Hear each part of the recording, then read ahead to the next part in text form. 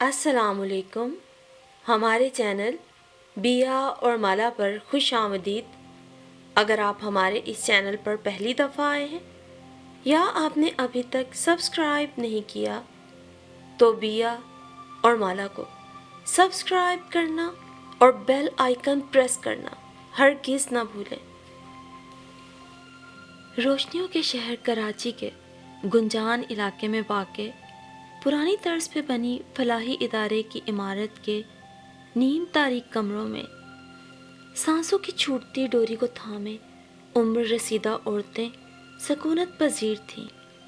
ऐसे ही एक कमरे में चंद उम्र रसीदा औरतों के दरमियान अपनी इकलौती भूरे रंग की चादर को अपने गिर्द लपेटे दमे के मर से दोहरी होती बीबी को यकटिक देखते हुए वो अपने पलंग से उतर के उसके पास आ बैठी और अपना कमज़ोर हाथ उसके सीने पे रख के सहलाने लगी। ये बीबी गुज़िश्ता एक हफ्ते कबल इस इदारे में आई थी। इस कमरे में मौजूद तमाम उम्र रसीदा औरतों से अलग ही नजर आती थी। बोल चाल से लेकर सूरत तक उसके खाते पीते घराने से ताल्लुक़ की चुगली खाता था। शुक्रिया बहन, अब ठीक हूँ। सांस बहाल होते ही उसने मेरा हाथ अलग किया। शुक्रिया की क्या बात है, हम सब हम जोलियाँ हैं जैसे बचपन में होती हैं, बल्कि उससे बढ़कर बचपन की हम जोलियाँ तो बिछड़ जाती हैं अलग अलग आशियानों की जानिब, पर इसी उम्र में आशियाने भी छूट जाते हैं और इन इदारों को आबाद करने के लिए हम मिल जाते हैं, एक दूसरे से ना बिछड़ने के लिए। सही कहा, इस उम्र में आशियाने छूट जाते हैं। आंसुओं की झड़ी शुरू हो गई। रो मत, अपने बारे में बताओ कि कुछ बोझ हल्का हो जाए। मेरा ताल्लुक बहुत दौलतमंद घराने से रहा है। ऊंचे महल में उम्र गुजरी और ऊंचे ही तौर तरीके से अपनी औलाद को परवान चढ़ाया। बहुत बाइज्जत ज़िंदगी गुजरी, मगर गुजरते वक्त ने मेरी हैसियत इसी इदारे तक महदूद कर दी। मुल्की हालात के पेश नज़र मेरे दोनों बेटों ने अपना बैंक बैलेंस दूसरे मुल्कों में शिफ्ट कर दिया और मुझे इस इदारे में शिफ्ट कर दिया क्योंकि उनका पाकिस्तान वापस आने का इरादा नहीं था और ना ही मुझे अपने साथ लेकर जाने का, क्योंकि मेरी उम्र और बीमारी दोनों उनके लिए परेशानी का बाइस थी और परेशानी उठाना किसी को भी पसंद नहीं होती। अपने पलंग तक आते आते मैं अपने ज़मीर से काफ़ी मुतमईन हो गई, जो कि अब तक कचौके लगाता रहा था। क्या फ़र्क था मुझ में और उस अमीर औरत में? दोनों का अंजाम तो बहरहाल एक सा था, बल्कि इस इदारे में मौजूद उम्र रसीदा औरतों को देखकर यही समझ आया कि एक ख़ास दौर से गुजरने के बाद खा अच्छा हो या बुरा, अंजाम सबका एक सा ही होता है। अम्मा जी, चाय पी लो। इतने गौर से उसे क्या देख रही हो? नशीबो फराज हैं, वो क्या होते हैं जी? इदारे की जवान मुलाजमा ने हैरानगी से पूछा। क्या आज 24 अक्टूबर है? मैंने मुलाजमा से पूछा। हाँ अम्मा जी, और 7 दिनों बाद तनख्वाह मिलेगी हमें। पर तुम्हें क्या पता तुमने कौन सी तनख्वाह लेनी है? तुम्हें तो बस सुकून से चारपाई पे बैठना है, 2 वक्त की रोटी खानी है, 1 प्याली चाय ही तो पीना है। आज 24 अक्टूबर है, उसने ज़ेर लब दोहराया। हाँ अम्मा जी, कितनी बार बोलूं? अरे अम्मा, क्या कोई ख़ास है इस दिन तुम्हारे वास्ते जो बार बार याद कर रही हो? अच्छा चलो, उठ के बाहर चलो। आज बड़ी मैडम जी ने तमाम लोगों को सैर कराने का बंदोबस्त किया है बड़े बाग में। नहीं नहीं, मैं नहीं जाऊंगी, आज मैं तन्हा रहना चाहती हूँ। हाय, सब लोग जा रहे हैं, चलती तो अच्छा था, अकेली पड़ी क्या करोगी? पर जी जैसी तुम्हारी मर्जी। अच्छा, ये अपनी चाय पी लो, कब से यूं ही पड़ी है। बड़ी अजीब हो तुम भी अम्मा, 24 तारीख को याद करी हो और सामने पड़ी चाय याद नहीं। कमरे और बरामदे से आती आवाज़ों का शोर जैसे यकलख्त बंद हो गया। पूरे माहौल में गहरे सन्नाटे का राज था। कैसे भूल सकती हूँ बीते लम्हों को? माजी दांत निकाले सारे मंजर पेश कर रहा था। सब कुछ याद है, 24 अक्टूबर भी और चाय की प्याली भी। बस फ़र्क इतना पड़ गया था, कई बरस पहले 24 अक्टूबर की चाय की प्याली کافی کڑک اور تیز دم تھی، اور آج کی چائے باسی اور بے دم۔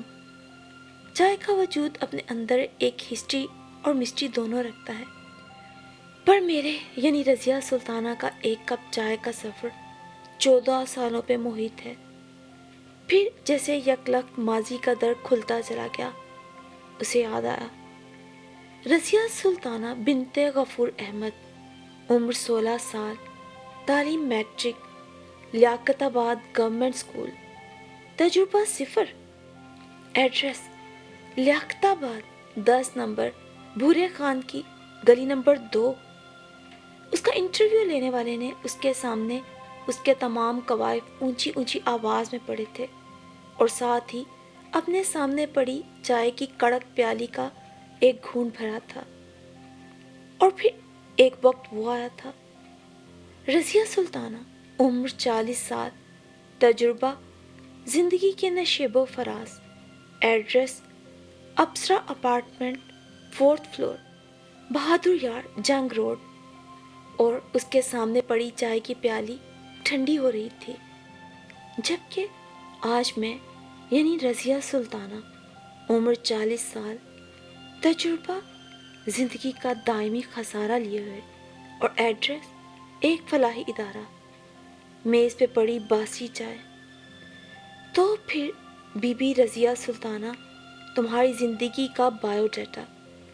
زہرخند سی مسکراہٹ لیے بستر پہ دراز ہو گئی، اور اطراف کا جائزہ لیتے ہوئے میں جیسے سوچوں کے بھنور میں گھر گئی۔ وہ بھی کیا دن تھا جب گھر بھر میں خوشی کی لہر دوڑ گئی تھی۔ اے ہے، خیر سے رجو، تو پاس ہو گئی، اب کچھ تو اس گھر کے دلدر دور ہوں گے۔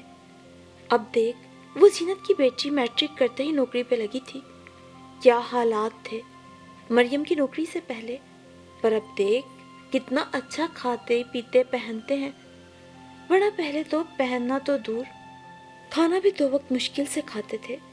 بھائی، سریا کاٹنے والے کی آمدنی بھی کیا ہوتی ہے، اسلم بیچارہ بھی کیا کر سکتا ہے، پر میرا دل کہتا ہے تو مریم سے زیادہ تنخواہ لے گی۔ اب تو یہ مت سوچنے بیٹھ جانا کہ مجھے تجھ سے محبت نہیں اور نوکری کی بات کر رہی ہوں۔ اگر محبت نہ ہوتی رجو تجھ سے، تو میں تجھے میٹرک کیوں کرواتی؟ 14 سال کی عمر میں تجھے بیاہ کر اس گھر سے چلتا کر دیتی۔ بیٹے تو میرے چھوٹے ہیں، اگر تیری جگہ ساجد ہوتا تو وہ یہ ذمہ داری اٹھا لیتا، پر ساجد ابھی صرف 8ویں میں ہے، اور ماجد ابھی چھوٹا ہے، گڑیا بھی چھوٹی ہے، پر میں ان ماؤں کی طرح نہیں ہوں جو بیٹے اور بیٹی میں فرق کریں۔ میرے لیے تو بیٹی ہی بیٹا ہے، میرا بیٹا، میری بیٹی رضیہ سلطانہ ہے۔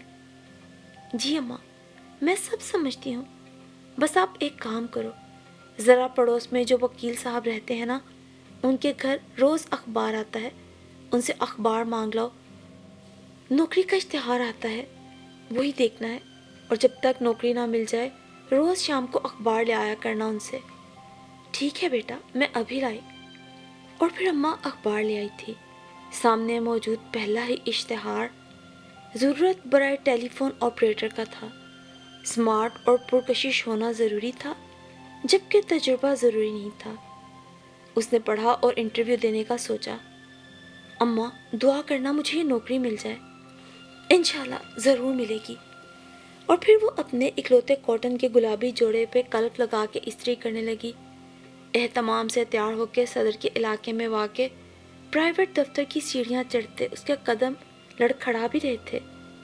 کچھ لڑکیاں پہلے سے موجود تھیں اور کچھ کی آمد بعد میں ہوئی، مگر شاید اماں کی دعائیں زوروں پر تھیں، تبھی جاب ملنے کا قرعہ میرے نام نکلا۔ اگلے 2 روز بعد جاب پر جوائننگ دینی تھی۔ یہ پرائیویٹ کنسٹرکشن کمپنی کے آفس میں ریسیپشنسٹ کم آپریٹر کی نوکری زیادہ تھی، جس پر بیٹھتے ہی پہلا فون کمپنی کے مینیجر کا موصول ہوا۔ مس رضیہ، جاب کا پہلا دن مبارک ہو۔ تھینکس سر۔ آپ بالکل نروس فیل نہ کریں، کوئی بھی پرابلم ہو آپ بلا جھجک مجھ سے کہہ سکتی ہیں۔ اور پھر اس فون کے بعد خود میں نئی توانائی مجھے محسوس ہوئی، اور میں کافی خود اعتمادی کے ساتھ باقی کالز اٹینڈ کرنے لگی۔ آنے والے 20 دنوں میں آفس سٹاف کے ناموں سے لے کر ان کی انکم تک کی معلومات ہو گئی تھی مجھے۔ مس رضیہ، اگر آپ فری ہیں تو ایک کپ چائے پینا پسند کریں گی میرے ساتھ؟ میں کینٹین تک جا رہا ہوں۔ اس روز آفس سٹاف میں سب سے کم گو اور اپنے کام سے کام رکھنے والے اکاؤنٹنٹ محمد رئیس کے مخاطب کرنے اور آفر پر میں حیران ہوئی۔ قبل اس کے کہ میں انہیں کچھ کہہ پاتی انٹر کام بج اٹھا۔ یس سر، جی سر، اوکے سر۔ سامنے کھڑا محمد رئیس میرے جواب کا منتظر تھا۔ آپ نے جواب نہیں دیا مس سلطانہ؟ سوری مسٹر رئیس، میں آپ کے ساتھ نہیں جا سکتی، مجھے بھی کچھ کام ہے۔ کوئی بات نہیں مس، یہ کہتے ہوئے رئیس اپنی سیٹ پہ بیٹھ کے اپنے کام میں مشغول ہو گیا۔ اب اسے میں کیا بتاتی کہ تمہاری چائے کی پیالی پر مینیجر صاحب کی چائے کی پیالی سبقت لے جا چکی ہے، صرف 5 منٹ کے وقفے میں ہی۔ اور پھر اس روز مینیجر صاحب کے ساتھ چائے پینے کے لیے ہمیں اتنی دور آنا پڑا۔ سر، چائے کے لیے اتنی دور آنے کی کیا ضرورت تھی؟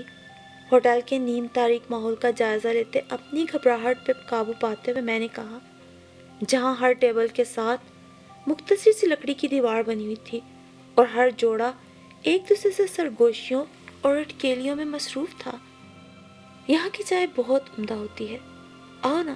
انہوں نے ہاتھ سے میز کی طرف اشارہ کیا اور میں جھجکتے ہوئے ایک مختصر سی دیوار والی ٹیبل کے آگے بڑھ گئی، جبکہ مینیجر صاحب نے میرے پہلو والی جگہ سنبھال لی۔ چائے کا پہلا گھونٹ لیتے ہی اخلاقاً تعریف کرنا ضروری سمجھا میں نے۔ واقعی سر، بہت عمدہ چائے ہے۔ ہاں، مجھے تیز کڑک دم چائے بہت پسند ہے، بھاپ اڑاتی، دل و دماغ میں زندگی بھرتی۔ جانتی ہو رضیہ، تم بھی اس چائے کی مانند ہو، تیز دم، کڑک۔ اور یہ کہتے ہوئے مینیجر صاحب نے اپنا ہاتھ بڑی بے تکلفی سے میرے ہاتھ پہ رکھ دیا، اور بس پھر تھوڑی ہی دیر میں ہوٹل میں موجود جوڑوں میں اور ہم میں کوئی فرق باقی نہ رہا تھا۔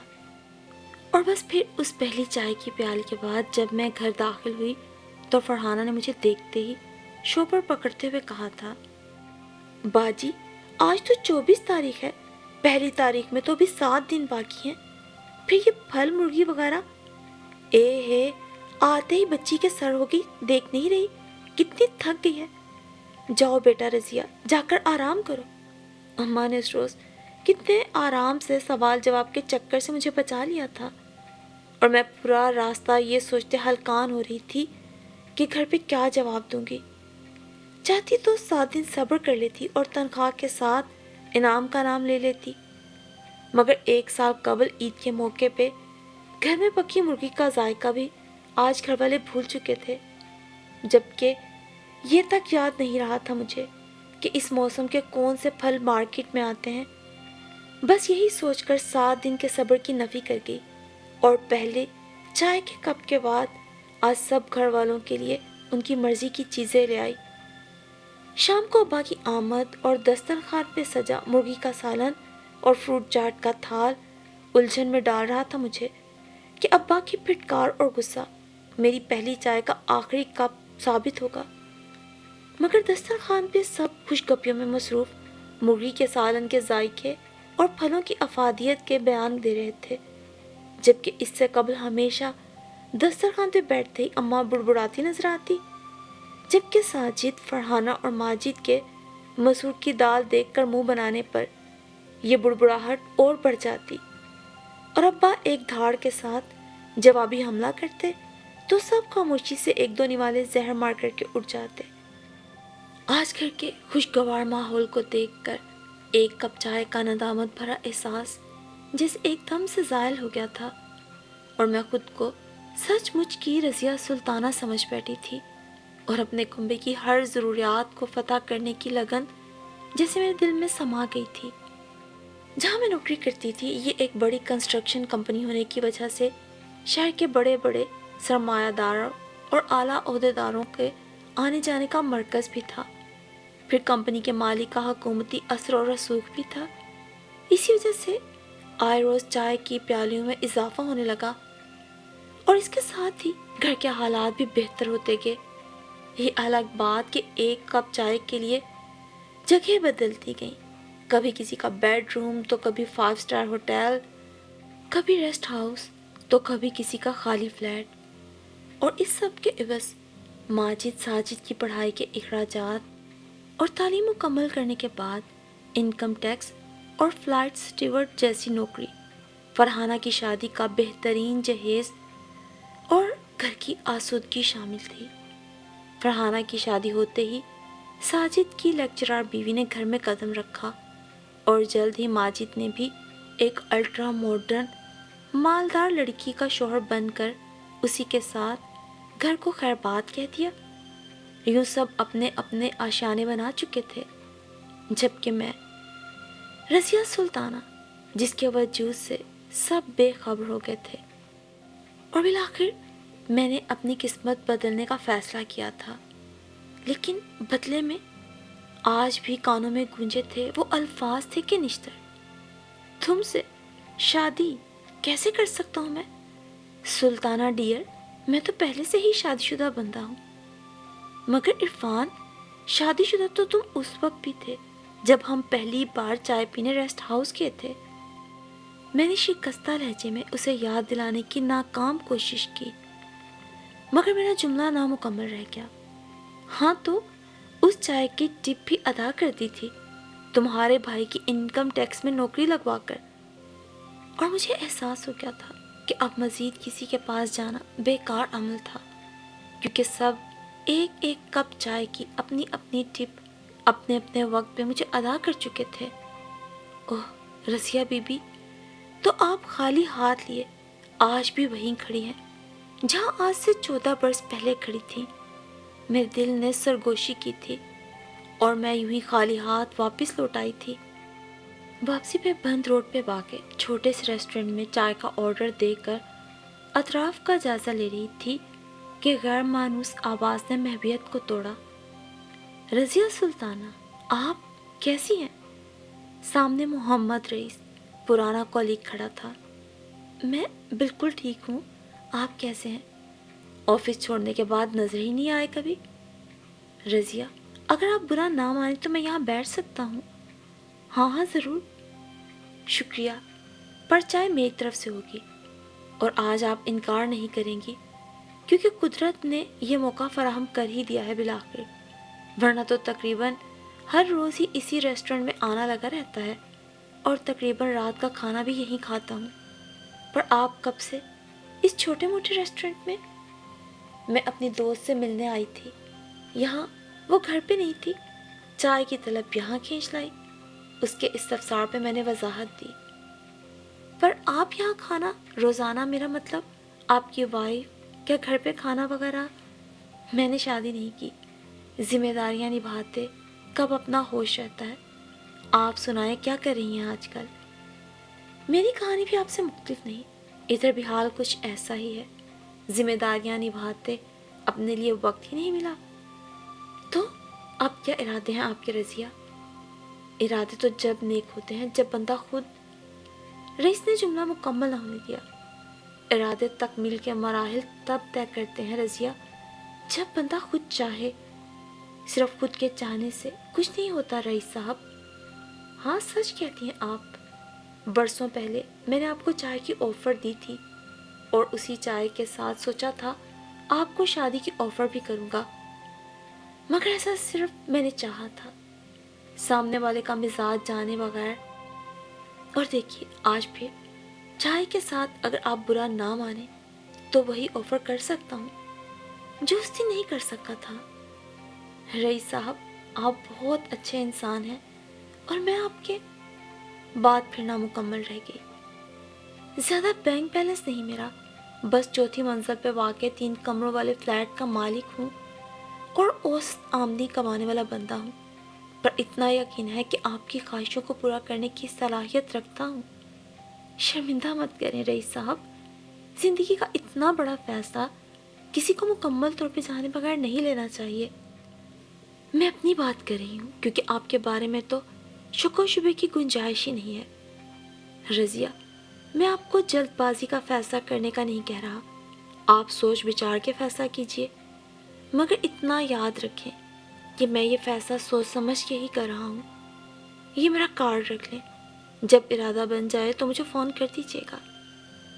رئیس صاحب، شاید قدرت کو یہی منظور ہے اور آپ بھی۔ ٹھیک ہے، آپ میری والدہ سے مل لیں اور ایڈریس لکھ لیں۔ شکریہ رضیہ، چائے پئیں، یہ میری زندگی کی سب سے بہترین چائے ہے، رئیس پرجوش لہجے میں بولا۔ اور میرے لیے، یعنی رضیہ سلطانہ کے لیے، زندگی کی سب سے بڑی ٹپ جو صرف میری ذات کے لیے تھی، جس کا سارا نفع مجھے ہی پہنچنا تھا۔ کاش کہ میں رئیس کی چائے کی پہلی پیالی اس وقت قبول کر لیتی تو شاید آج یہ رضیہ سلطانہ نہ ہوتی جو بن گئی تھی یا بنا دی گئی تھی۔ پھر شادی کے بعد رضیہ سلطانہ کو مسز رئیس بن کر چین کی زندگی گزارنا بڑا دل فریب لگا۔ میرے گھر والوں نے کبھی پلٹ کے نہ پوچھا، کیونکہ ان لوگوں کا شمار اب جس کلاس میں ہونے لگا تھا وہاں رضیہ سلطانہ نام کی شے کی گنجائش نہیں نکلتی تھی۔ یہاں تک کہ مجھے بیٹا قرار دینے والی میری ماں بھی مجھ سے دامن بچا کے نکل گئی تھی، لفظوں کا استعمال کرتے ہوئے کہ آخر کو ہم میری میت کو کاندھا بیٹے ہی دیں گے، اس عمر میں ان کو ناراض کرنا ٹھیک نہیں، میں ان کے ساتھ ان کی مرضی سے رہوں گی اور انہی کی مرضی سے چلوں گی۔ خود کو رضیہ سلطانہ سمجھتے میں یہ بھول گئی تھی کہ برے صغیر پر راج کرنے والی رضیہ سلطانہ کی شکست بھی اپنوں کے ہاتھوں ہی تھی۔ پھر میرا بھی اپنوں سے شکست کھانا انوکھی بات نہیں تھا۔ وہ تمام بہن بھائی جن کے لیے میں نے یہ سب کیا تھا، آج جب اعلیٰ عہدوں پہ پہنچے تھے تو انہیں غریب بہن قابل قبول نہیں تھی۔ دوسری طرف بلا شبہ رئیس ایک بہترین شریک سفر ثابت ہوا۔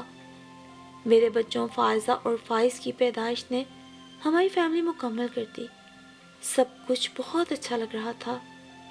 نوکری شادی سے کچھ عرصہ قبل ہی میں نے چھوڑ دی تھی۔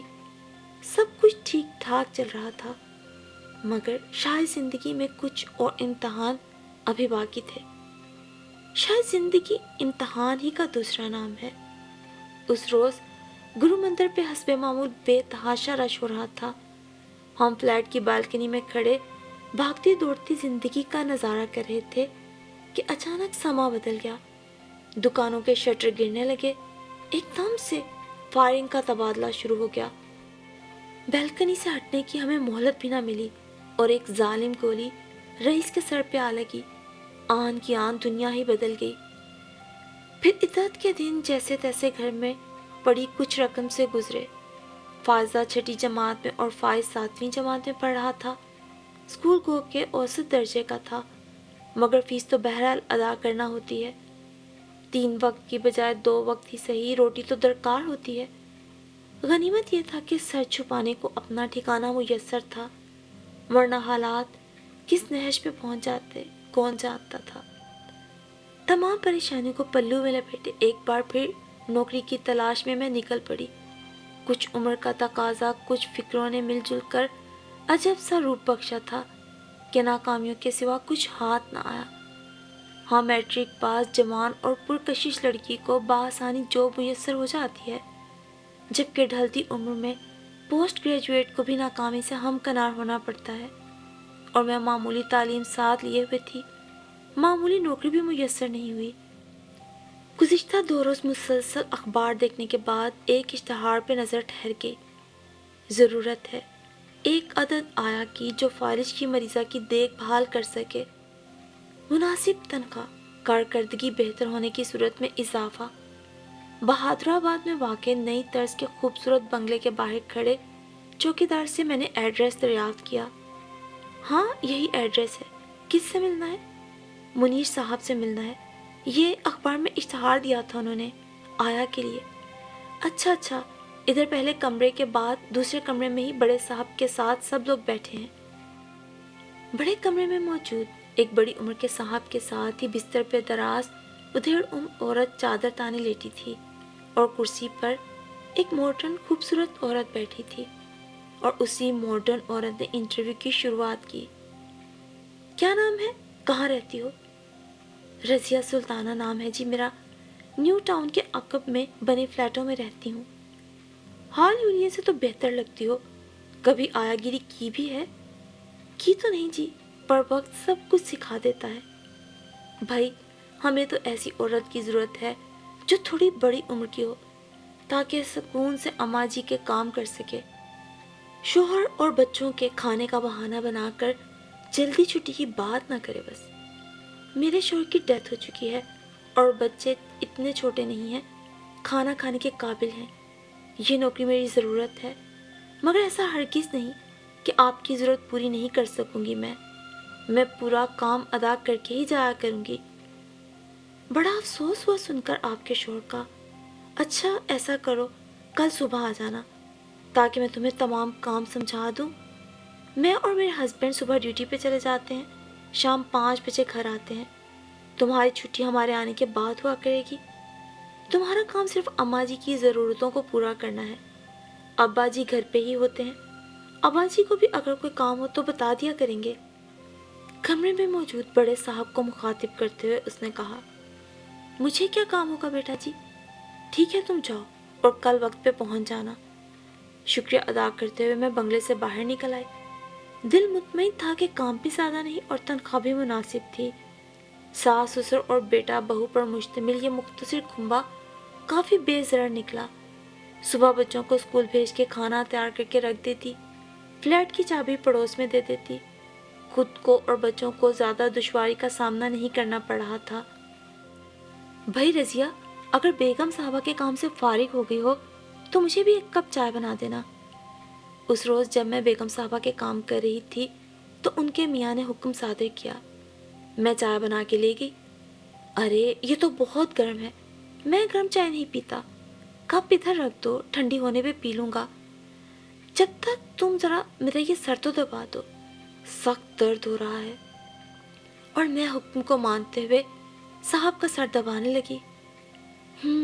کافی آرام آیا درد میں۔ بھائی جادو ہے تمہارے ہاتھوں میں، چائے بھی خوب بنائی ہے تم نے۔ یہ لو انعام کے کچھ پیسے رکھ لو، پر سنو بہو کو مت بتانا، یوں ہی باتیں بنائے گی اور بعد میں تمہاری تنخواہ سے پیسے بھی کاٹ لے گی، جبکہ میں تو تمہیں انعام دے رہا ہوں۔ اور میں چاہ کے بھی انکار نہ کر سکی۔ ابھی مہینہ ختم ہونے میں 10 دن باقی تھے، ایسے میں ضرورتیں تھوڑی پہلی تاریخ کا انتظار کرتی ہیں، چاہتے ہوئے بھی مجھ سے انکار نہ ہوا۔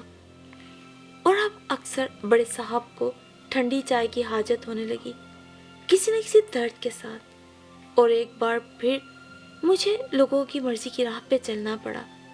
فرق صرف اتنا تھا کہ ماضی کی کڑک چائے حال کی ٹھنڈی چائے میں تبدیل ہو چکی تھی۔ بڑے صاحب کا درد کبھی سر درد، کبھی پیر اور کبھی کمر میں ہوتا۔ تھوڑی سی خدمت اور ٹھنڈی چائے، اس کے عوض میں ٹھنڈی ٹپ بھی مل جاتی، جس میں فائز اور فائزہ کے اسکول کی کاپیاں، اسٹیشنری یا پھر چھوٹے موٹے کھلونے آ جاتے۔ جیسے تیسے کر کے فائزہ اور فائز کو میٹرک کرایا، بڑے صاحب سے کہہ کر ان کے بیٹے سے کلینک میں فائز کو کمپاؤڈر لگوا دیا، جو کہ زندگی کی آخری ٹپ ثابت ہوئی۔ طویل بیماری جھیلنے کے بعد بیگم صاحب اس دنیا سے رخصت ہوئی اور ساتھ میری نوکری بھی۔ اس روز میں سبزی کی باسکٹ لے کے گھر پہنچی، فائزہ کو کھانا بنانے کی ہدایت دے کے بستر پہ دراز ہوئے ابھی تھوڑی دیر ہی گزری تھی کہ اچانک غیر مانوس دستک دروازے پہ ہوئی۔ دروازہ کھلنے پہ مانوس چہرہ نظروں کے سامنے آ گیا۔ ارے باجی صاحبہ، آپ آئیے اندر۔ ارے بھائی سلطانہ، تم تو بڑی بے مروت نکلی، بھائی کیا دنیا سے گیا، تم نے کبھی پلٹ کے خبر ہی نہ لی۔ رسمی گلہ شکووں کے بعد میری بڑی نند نے اپنے آنے کا مقصد بیان کیا۔ میں تو رشتوں کو مضبوط بندھن میں باندھنا چاہتی ہوں، اپنے بھائی کی نشانیوں کو کہیں اور نہیں جانے دوں گی میں۔ اور یوں بڑی نند کے کہنے پر مجھے بھی کوئی مضائقہ محسوس نہیں ہوا اور چند ہی دنوں میں بٹے سٹے کی شادی انجام پا گئی۔ فائزہ بھی آ کے چلی گئی اور کلثوم بہو بن کے میرے گھر میں آ گئی۔ اس روز فلیٹوں کے بیچ سے بچوں کے کھیلنے کی آوازوں نے خاموشی اور مایوسی میں ارتعاش پیدا کیا، اور شاید یہ ان معصوم بچوں کی ادائیں تھیں کہ میرے دل میں خوش کن احساس جاگا، اور میں گھنٹوں دروازے پہ کھڑی ان کے بچپن میں خود کو شامل ہوتا دیکھتی رہی۔ سوچا چائے بھی یہیں لے آؤں، اس خوبصورت منظر کا لطف دوبالا ہو جائے گا۔ کلثوم بیٹا، چائے بن گئی ہو تو ذرا ایک کپ مجھے دے دو۔ یہ لے پکڑے۔ 10 منٹ بعد کلثوم چائے لیے سامنے کھڑی تھی۔ کلثوم، یہ تو باسی چائے ہے، دیکھو تو اس کا رنگ بھی بدل گیا ہے، صبح کی پڑی ہوئی تھی شاید۔ او ہو باسی، اب اس عمر میں آپ کو اس بات سے کیا فرق پڑتا ہے؟ صبح کی چائے پینے میں کوئی مذائقہ نہیں اور یہ گرا دیتی، ایسا گناہ میں نہیں کر سکتی۔ کیا مطلب؟ ٹکڑوں میں الفاظ کی ادائیگی کرتے ہوئے مجھے ایسا لگا جیسے کل سو میرے ماضی کو کھنگال رہی تھی۔ ماتھے پہ پسینے کی بوندیں چمکنے لگی، وجود لرز اٹھا جیسے طوفان کی زد میں ہو۔ بھائی ہم نے تو سنا ہے بڑھاپے میں لوگ بڑے شکر گزار ہو جاتے ہیں اور ان کا دماغ اتنا کام بھی نہیں کرتا، کھانے پینے اوڑھنے پہننے کی طلب تو رہتی ہی نہیں، بس اپنی عمر کے بچے کھچے دن آخرت کے حساب کتاب کو سوچتے گزارتے ہیں۔ دوسرا یہ کہ آپ کا بیٹا ایک معمولی ڈسپینسر ہے اور اس کی تنخواہ اتنی نہیں کہ ہر وقت میں تازہ دم دودھ پتی تیز چائے آپ کو پیش کرتی پھروں۔ اوہ، ایک اطمینان کی سانس وجود سے ابھری، گویا کلثوم میرے ماضی کی نہیں میرے مستقبل کے حوالے سے بات کر رہی تھی۔ اتنا بھی نہ کہہ سکی کہ صبح صرف اتنی چائے بنایا کرو جتنی 3 افراد پی لیں اور شام میں اتنی کہ دوبارہ وہی 3 افراد پی لیں، مگر شاید میرے شکستہ وجود کو مد نظر رکھتے ہوئے اس نے میرے لیے باسی چائے ہی تجویز کی تھی۔ شام کو فائز کے آنے کے بعد 2 کپ تازہ چائے بناتی، 2 کی بجائے 3 کپ تازہ چائے بنانا شاید اسے گوارا نہ ہو رہا تھا، پر اتنا جان لیا میں نے ایسی فرمائشیں اب نہیں کروں گی جس سے میرے ماضی کے بے نقاب ہونے کا اندیشہ ہو، اور اس ڈر نے ہونٹوں پہ قفل لگا دیا۔ بات صرف 1 کپ چائے پہ ختم نہیں ہوئی۔ کلثوم کو میرا فلیٹ کے دروازے پہ کھڑے ہو کر معصوم بچوں کو دیکھنا، ان سے باتیں کرنا بھی کھلتا، بلکہ میرا وجود بھی، اور اس بات کا ثبوت بھی جلد ہی مل گیا جب ایک روز فائز میرے پاس آیا۔ امی آپ سے کچھ بات کرنی تھی۔ وہ بڑی لگاوت سے میرے ساتھ لگ کے بیٹھ گیا۔ ہاں ہاں بولو بیٹا۔ امی دراصل ہم لوگ یہ فلیٹ بیچ کر ناظم آباد چلتے ہیں، اس طرح فائزہ بھی آپ کے قریب رہے گی، میرا مطلب ہے ملنا جلنا آسان ہو جائے گا۔ یہ کیوں نہیں کہتے کہ کلثوم کا میکا قریب ہو جائے گا؟ امی آپ سمجھتی کیوں نہیں ہیں؟ کلثوم فلیٹ کے بچوں کے شور شرابے اور روڈ کی ٹریفک سے چڑ گئی ہے، وہ بالکل یہاں رہنا پسند نہیں کر رہی۔ پر بیٹا تم اور ہم بھی تو اسی ماحول میں رہے ہیں اور لوگ بھی رہ رہے ہیں، کلثوم اگر دل لگائے تو وہ بھی عادی ہو جائے گی۔ امی اپنی بات تو چھوڑ دیں، تمام عمر تو رہ لی، اب بھی آپ کا دل نہیں بھرا، اور رہی بات میری تو میں کلثوم کو ناراض نہیں کر سکتا۔ آپ کو یاد رکھنا چاہیے کہ آپ کی بیٹی بھی کلثوم کے بھائی کے گھر میں ہے، کہیں آپ کی ضد کی سزا فائزہ کو نہ بھگتنا پڑے۔ اور بس یہ دھمکی کام کر گئی۔